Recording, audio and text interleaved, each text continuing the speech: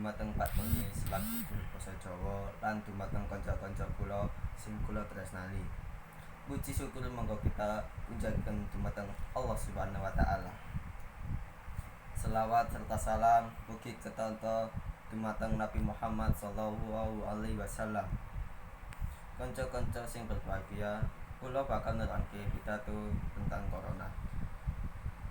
Pendaftaran diatekake ing kene ora ana masalah sing bakal kita lakoni.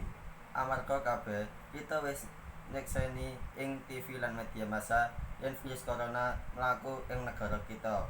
Apa maneh saiki kita tumindak kanthi wicaksana babagan virus corona iki.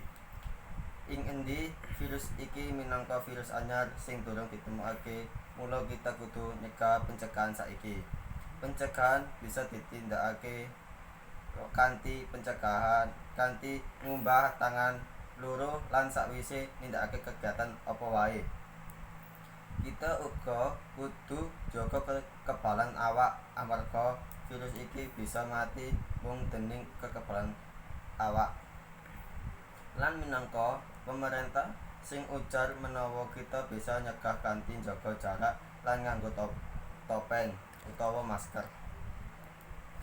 Nanging maneh virus kasebut wiwit ngalem evolusi amarga saiki wis dicekel ning omah wae. Supaya kita ora dadi penyebar utawa korban virus iki. Ngendi saiki wong sing kena virus iki ora kudu nyebabake gejala, dadi kita kudu luwih ati-ati. Bisa uga mung wicara ing dina iki babagan bandingane COVID-19.